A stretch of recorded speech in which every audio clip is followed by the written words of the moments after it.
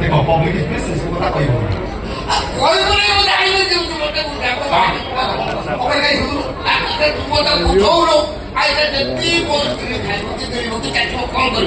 ଭଲ ଭାବରେ ତୁ ଜାଣ ତୋ ଜିନିଷରେ ଦରକାର ନାହିଁ ଜିନିଷ ଦିଏ ସେ ବିଷୟରେ ସେ ଜାଣିବ ମୋ ଭାଇଟା ବା ମୋତେ ବୁଝାରେ ଭାଇଟା ଆପଣ ଭାଇର ସହିତ ହ୍ୟାଲୋ ହ୍ୟାଲୋ ହ୍ୟାଲୋ ହ୍ୟାଲୋ ହଁ ହ୍ୟାଲୋ ତୁମେ କୋଉଠି ବା? ମୁଁ ଏଇଠି ଏଇଠି ମାନେ କୋଉଠି? এই যে স্কুল পাখ হনুমান মন্দির ହଁ ହଁ সেই হনুমান মন্দির পাখে অছি ଓହ ସେଇଠି ଅଛ? ହଁ ଆଉ ସେଇଠି ଥାଉ ମୁଁ ଯାଉଛି।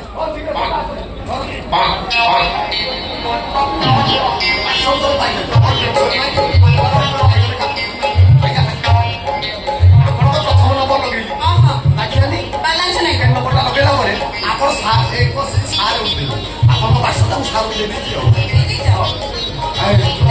ଜିନିଷଟା ଦିଅ। ଜିନିଷ ମଗେଇବି କଣ କି କାମ ନାହିଁ ମୁଁ କଣ ଜାଣିଛି କି? ଆଉ ତମେ ମଗେଇଛ ଜାଣିନ ଆରେ ମୁଁ ମଗେଇନି ସୁଧା ଭାଇ ମଗେଇଛି। ମତେ ବାନ୍ତି ଲାଗୁଥିଲା ମୋ ମୁଣ୍ଡ ଟିକେ ବୁଲଉଥିଲା ତାକୁ ଯାଇ କହିକି ସେ ସେଠି ମୋ ମୋବାଇଲ ଦେଇକି ଅର୍ଡର କରିଦେଲେ। ଆଉ ଏ କଥା ବି କହିଲେ ଆମର ଏଠି ଯେତେକ ଝିଅ ବୋହୁ ସମସ୍ତଙ୍କୁ ସେ ମଗେଇକି ଦଉଛନ୍ତି। ହଁ। ଆଚ୍ଛା କହିଲ ଏଇଟା କଣ ହବ? এই জিনিস ব্যবহার তুমি বি জানিন ନା ମୁଁ କେମିତି ଜାଣିବି? ସେ ସୁଧା ଭାଇ କହିଥାନ୍ତା ଯେ ହେଲେ ତା ସ୍ତ୍ରୀ ଫେରିବାଲା ସହିତ ଫେରାର ହେଇଯାଇଛି ତା ମୁଣ୍ଡ ଖରାପ କିଛି କାମ କରୁନି ସେ କେମିତି କହିବ? ମୁଁ ତମକୁ ବୁଝେଇ ଦଉଛି ଫଳଟା ପ୍ରଥମେ এই ଜିନିଷଟାକୁ ଚିରି ଦବ ତାପରେ ଏଇଟାକୁ ଏମିତି ଧରିବ এই ଯୋଉ ଖାଲୁଆ ଜାଗାଟା ଦେଖୁଛ ସେ ଖାଲୁଆ ଜାଗାରେ ଦି ଟୋପା ପକେଇ ଦବ କଣ? ଘର ଆଉ ଦି ଏତେ ପରେ ବୁଝିପାରିଲୁ ସୋରିଷ ତେଲ ଦି ଟଙ୍କା ପକେଇବି ଓହୋ ସୋରିଷ ତେଲଟା ମୋଟାଳିଆ ହେଇଯାଉଛି ନଡ଼ିଆ ତେଲ ପକେଇବି ନଡ଼ିଆ ତେଲ ବି ନୁହଁ ତାହେଲେ ଏଟା ଯନ୍ତ୍ରଟା ଦାମୀ ଅଛି ତୁ ଗୋଟେ କାମ କର ଗୁଆ ଘିଅ ତଳରେ ଦି ଟଙ୍କା ପକେଇବି ମୁଣ୍ଡ ପିଟି ଦେବି ନା କଣ ଆଉ କଣ ଆରେ ଏଇଟା ତେଲ କି ଘିଅ ପିଆ ମେସିନ ନୁହଁ ଏଟା ହେଲା ମୂତ୍ର ଚଖା ମେସିନ ତୋର ତ ଖାଉଏସି ତାପରେ ଫଳା ଫଳା ବସଣା ଆଉ ତମେ କଣ କରିବ ଦି ଠୋକା କଣ ହଁ ଗିଲାସରେ ତ ମୁକ୍ତି କୁଢେ ତମେ ପକେଇଦବ ପିଲା ଜନ୍ମ କରିବ କି ଡାଉଟ ଅଛି ପିଲା ଜନ୍ମ କରିବ ବୋଲି ଆଉ ତ କାହାର ନାହିଁ କାହାର ନାହିଁ କଣ? ତମେ କେମିତି ଜାଣିଲ କାହାର ନାହିଁ? ତମେ କଣ ମାଇପି ଲୋକ? କହିଲେ ମାନେ କାହାର ନାହିଁ ତମେ କଣ ଶିଖିବ? ତାପରେ କଣ ହବ? ତାପରେ କଣ ହବ ଏତିକି ତମେ ଜାଣିପାରୁ ନା ବା ମୁଁ ଜାଣୁଥିଲେ କାଇଁ ତମକୁ ପଚାରୁଥିଲି?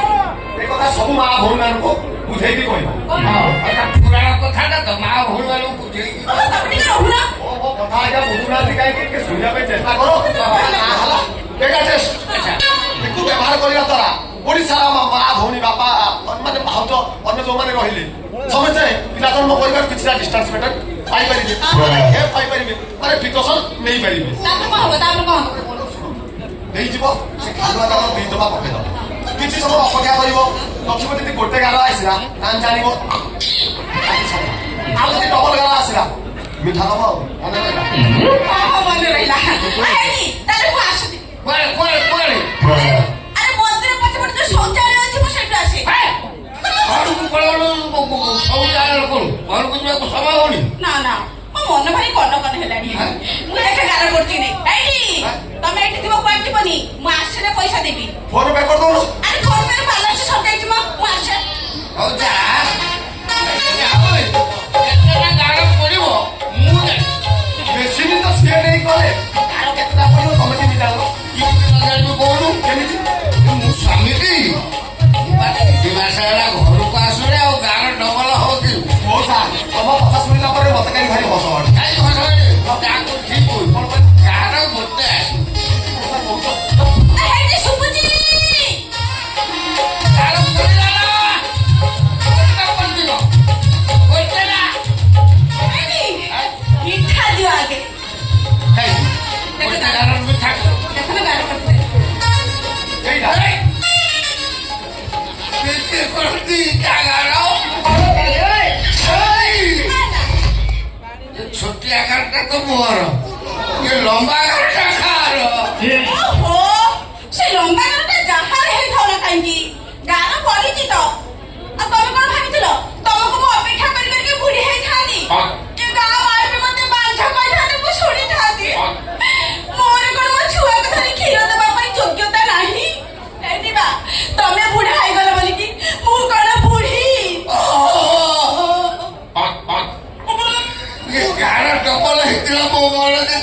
କହୁନଥିଲା ତମେ ଯୋଉ ମତେ ବୁଢା ବୋଲି କହିଦେଲ କହିଯାଉଛି ମଉସା ଏ ମଉସା କାଟୁଛ କାହିଁକି ମଉସା ଇଏ ବାହାଘ ମେଣ୍ଟେନ ଯାହାର ହଉଛି ହଉ ଘର ତ ତମର ବୁଝିପାରୁନାହାନ୍ତି ଗାର ଯାହାର ଉଠୁଛି ଉଠୁ ଏ ଆଧାର କାର୍ଡ ତ ବାପା ନା ତମର ହଁ କାହିଁକି ମନ ଦୁଃଖ କରୁଛ ମଉସା ପାଟି କଣ ହେଲା ମତେ ଅଛନ୍ତି କୁହ କଣ କହିବି ମୁଁ ଘରେ ନଥିଲା ବେଳେ ମୋ ଠାରୁ ହ୍ୟାଣ୍ଡସମ୍ ତମକୁ କିଏ ଦେଲା ଆଜ୍ଞା ନମସ୍କାର ମୁଁ ଆସୁଛି କୁହ ପାଟି ଇଏ ଗାର କାହାର କାଇଁ ପଳେଇଲା କିଏ ତମ ସିଙ୍ଗିଲି କାହାକୁ ଡବଲ କରିଛି ଯିଏ